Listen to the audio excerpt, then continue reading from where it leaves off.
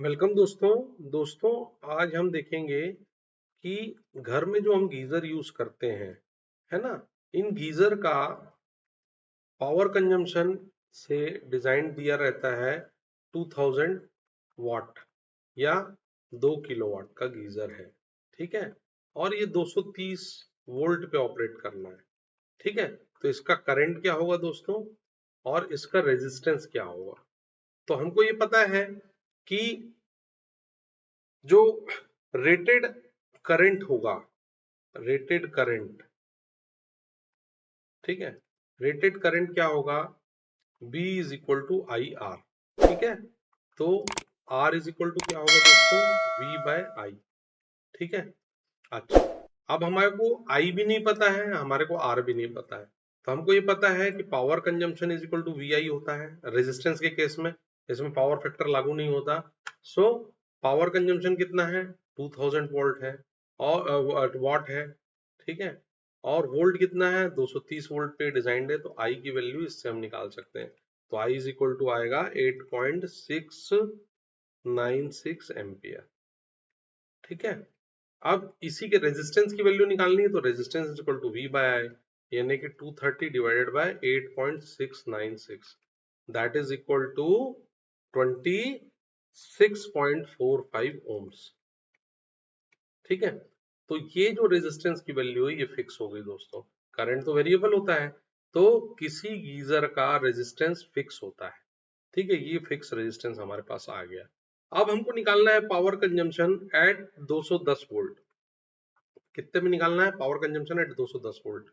तो power consumption, power power is equal to V I होता है दोस्तों, है ना। अब यहाँ पे देखो, power is equal to V voltage into I, I हमको फिर नहीं पता, तो यहाँ पे हम आई के केस में कैसा करेंगे,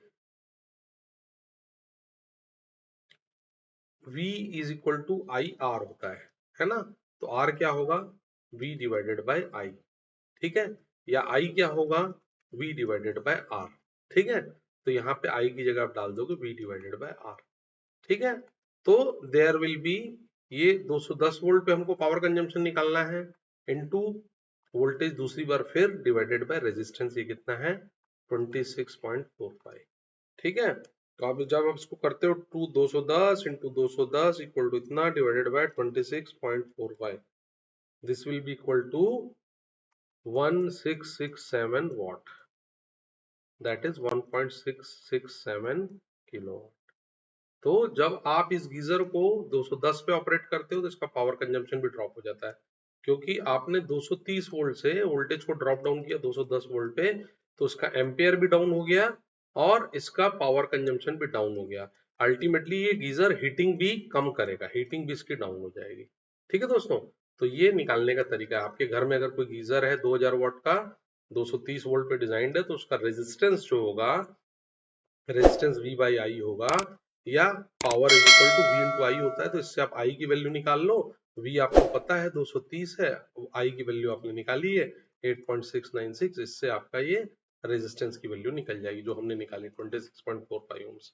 और फिर जब आपको power is equal to V I again होता है ना, V हमको मालूम है कि V 210 वोल्ट पे हमको इसको ऑपरेट करना, I हमको नहीं मालूम उस कंडीशन में कितना करंट लेगा, तो उसको हम V बाय आर रख सकते हैं, क्योंकि V is equal to I R होता है। तो I is equal to V by R भी हम रख सकते हैं। V बाय आर हमने रखा 210 और रेजिस्टेंस की वैल्यू फिक्स होती है, तो इतने वाट ये पावर लेगा। पावर कम हुआ तो हीटिंग भी कम हो जाएगी दोस्तों। थैंक यू दोस्तों, थैंक यू वेरी मच।